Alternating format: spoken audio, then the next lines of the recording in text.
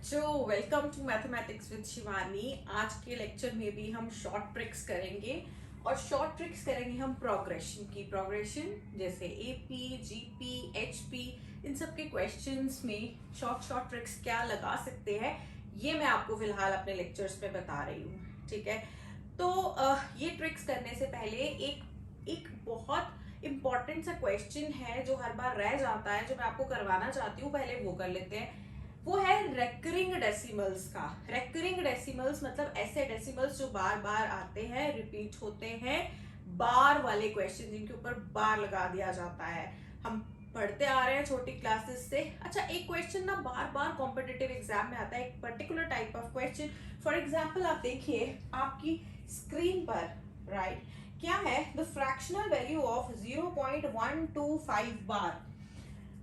0.125 bar. Basically bar का मतलब होता है, ये बन गया 0.125 एंड सो ऑन कितना, इंफिनिटी। जिसके ऊपर बार आता है ना, जिस डेसिमल्स पे, वो होते हैं रेकरिंग डेसिमल, और वो बार बार चलते जाते हैं, इनफाइनाइट बार वो चलते जाते हैं, उनका कोई एंड नहीं है। अगर इसकी मुझे फ्रैक्शनल वैल्यू लिखनी है, इसे मैंने फ्रैक्शन में लिखना है 0.125 बार को, तो मैं कैसे लिखूंगी ये फटाफट से देखो।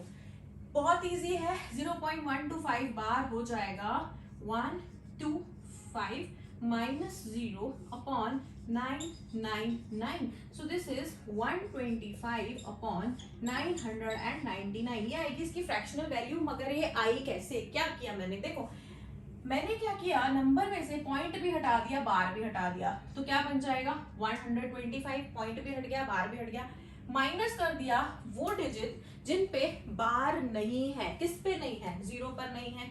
डिवाइड कर दिया मैंने वो कितने डिजिट हैं जिनके ऊपर बार है, जो बार बार रिपीट हो रहे हैं, इरिटेट कर रहे हैं, वो है 3 डिजिट। 3 है तो 3 बार मैंने 9 लिख दिया। ठीक है, सो आंसर मेरे पास आ गया 125 और 999, राइट। अच्छा, एक और क्वेश्चन देखो ऑन योर स्क्रीन। 2.357 बार। 2.357 357 के ऊपर अगर बार है, ये जो टॉपिक है ना, ये मैं आपको डिटेल में करवाना चाहती हूँ। इसमें और भी कुछ चीजें हैं जो मैं समझाना चाहती हूँ, जो आते हैं, बट हम डिटेल में बाद में करेंगे। एक तो क्वेश्चन मेरे दिमाग में आए, मैंने सोचा क्यों ना कर लिया जाए इसी लेक्चर में। अभी आप फिलहाल देख लो कि अगर इस टाइप का क्वेश्चन आए तो आपको कैसे फटाफट आंसर निकालना है। डिटेल हम बाद में कर लेंगे। ठीक है, सो 2.357 बार, डॉट को हटा देंगे, बार को हटा देंगे, तो क्या बनेगा 2357, यही बनेगा। माइनस करना पड़ेगा क्या, देखो 2 के ऊपर तो कोई बार नहीं है, 2 तो बार बार रिपीट होने वाला नहीं है, सो 2 को माइनस कर दिया, डिवाइडेड बाय कितने डिजिट्स हैं जिनके ऊपर बार है, 3 है, सो 999। अब ये क्या बना 2355 upon 999। So this is your fractional value. ठीक है, मोटा मोटा समझ में आ गया, पतला पतला हम एक दो लेक्चर्स के बाद समझ लेंगे। एक पूरा वीडियो हम इसी के ऊपर बनाएंगे। आज बेसिकली जो मैं आपको करवाना चाहती हूँ वो है सब्स्टिट्यूशन। एपी जीपी को जब हम क्वेश्चन सॉल्व करते हैं ना, फॉर कॉम्पिटिटिव एग्जाम, कॉम्पिटिटिव, मैं बोर्ड एग्जाम की बात नहीं कर रही, बोर्ड के लिए मैं डिफरेंट वीडियोस बनाती हूँ, आपको पता है।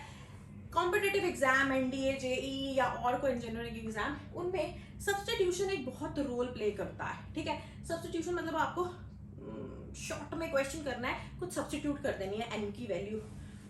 तुक्का ही हो जाता है एक तरह से, पर तुक्का नहीं होता है, आपको जल्दी जल्दी एन की वैल्यू 1 2 3 4 5 करके क्वेश्चन फटाफट सॉल्व कर देना होता है। ठीक है, क्योंकि अदरवाइज अगर आप प्रॉपर मेथड से चलोगे तो वो बहुत लेंथी होता है, उतना टाइम नहीं होता।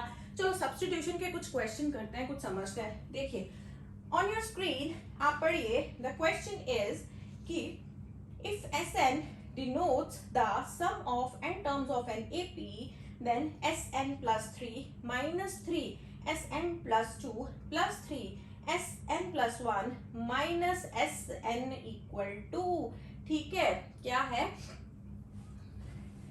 Sn plus 3 minus 3 Sn plus 2 plus 3 S N plus one minus S N की वैल्यू क्या है? आपको पता है ये जो एस एन है ना, ये जो एस एन है that is the sum to N terms of a AP.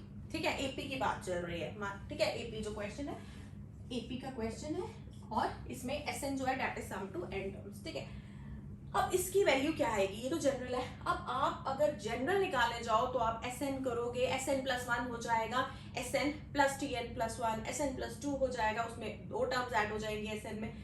हम उस तरह से अगर ना करें, मैं एक एपी ले लूं, चलो मैं एक एपी ले लेती हूँ, 1 2 3 4 5 6 सो ऑन।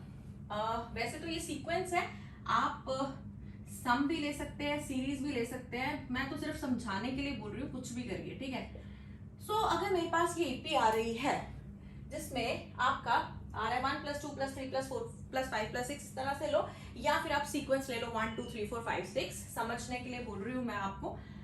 सो क्या होगा इसमें? क्या है इसमें? देखो, अगर मैं एक ही टर्म लू, तो फॉर n इक्वल टू 1, देखो n इक्वल टू 1 में क्या होगा? s1 मतलब एक ही टर्म, तो पहली टर्म क्या हो जाएगा? 1, s2 हो जाएगा first term plus second term that is 1 plus 2 which is 3, and s3 हो जाएगा मेरे पास 1 plus 2 plus 3 which is 6, and s4 हो जाएगा 1 plus 2 plus 3 plus 4 which is equal to 10। s4 तक ले लिया। ठीक है, जो मेरा sn है, sn है, मैं अगर n की जगह 1 ले लूं तो मेरा हो जाता है s1। ठीक है, अब अगर मेरे पास sn की जगह मैं s1 ले रही हूं तो sn प्लस 1 की जगह आ जाएगा s2, sn प्लस 2 की जगह आ जाएगा s3 और sn प्लस 3 की जगह आ जाएगा s4। तो मैं ये जो वैल्यूज है ना s1 s2 s3 s4 की इसमें पुट करके देखती हूँ। sn प्लस 3 क्योंकि sn है मेरा s1, तो ये है मेरा s4, ये है मेरा s3, ये है मेरा s2। तो अब मैं इनकी वैल्यूज पुट करके देखूं, मेरा बन गया ये वैल्यूज जो है s4, ये हो जाएगा, चलो ये हो जाएगा s4 minus 3s3 plus 3s2 minus s1, है ना। सो s4 की वैल्यू है 10 माइनस 3 इंटू s3 की वैल्यू है 6 प्लस 3 s2 की वैल्यू है 3 minus s1 is 1, so this is 10 minus 18 plus 19 minus 1. So this is 19 minus 19 and this is equal to 0, right? तो चार टर्म्स के लिए अगर मैं ये करूं तो 0 आएगा, राइट? अगर चार टर्म्स के लिए 0 आ रहा है, आपके पास ऑप्शन है 0, आप देखो अगर ये सब n के लिए सेटिस्फाई करता है, अगर ये एक्सप्रेशन सब n के लिए सेटिस्फाई होना चाहिए, n आप कुछ भी ले लो, तो 4 के लिए भी सेटिस्फाई होना चाहिए, है ना। अगर मैं Sn में n की वैल्यू 1 डाल दूं या 2 डाल दूं या 3 डाल दूं या 4 डाल दूं, सभी के लिए सेटिस्फाई होना चाहिए, राइट? अगर सभी के लिए सेटिस्फाई होना चाहिए तो इसका मतलब इसके लिए भी सेटिस्फाई होना चाहिए, इसके लिए भी सेटिस्फाई होना चाहिए। तो इसके लिए कौन सा ऑप्शन सेटिस्फाई हो रहा है? 0, बाकी ऑप्शन सेटिस्फाई नहीं कर पा रहे इसको। इसका मतलब अगर इसको ही नहीं सेटिस्फाई करेंगे तो इसको कैसे सेटिस्फाई करेंगे? सो मैंने क्या किया, सब्स्टिट्यूट कर दिया, value s1 s2 s3 s4 ले लिए, फटाफट से शॉर्टकट करने के लिए आंसर आ गया 0, एंड दिस इज क्लियर किस तरह से सब्स्टिट्यूशन हेल्प्स। आगे क्वेश्चंस देखते हैं। देखो, next question on your screen, let TR be the rth term of an AP whose first term is A and common difference is T. If for some positive integers m and n, where m is not equal to n, tm is equal to 1 by n and tn is equal to 1 by m, then A minus D किसके बराबर होगा? देखो AP ही चल रहा है, दिया है tm is equal to 1 by n, tn is equal to 1 by m। अगर मैं tn से करना शुरू हो जाऊं, a plus n minus 1d वाला फॉर्मूला लगाऊं तो भी क्वेश्चन निकलेगा, लंबा हो जाएगा। मैं वैसे बिल्कुल नहीं करूंगी, मैं शॉर्टकट में निकालूंगी। कैसे? देखो, tm है, अगर मैं m की वैल्यू 1 ले लूं, सब्स्टिट्यूट कर दूं, n की वैल्यू 2 सब्स्टिट्यूट कर दूं, करके देखती हूँ क्या आंसर आता है। ठीक है, तो मेरे पास आ जाएगा t1 is equal to 1 by 2 and t2 is equal to, देखो t1 हो जाएगा 1 by 2 and t2 हो जाएगा 1 by 1 which is equal to 1। so t1 और t2 की वैल्यू निकल गई, therefore जो t1 होता है वही a होता है, so a की वैल्यू निकल गई, d होता है जी t2 minus t1 which is 1 minus 1 by 2 and this is 1 by 2. अब मेरे को पूछी है a minus g, so a minus g क्या हो जाएगा 1 by 2 minus 1 by 2 and this is equal to 0. निकल गया ना फटाफट से.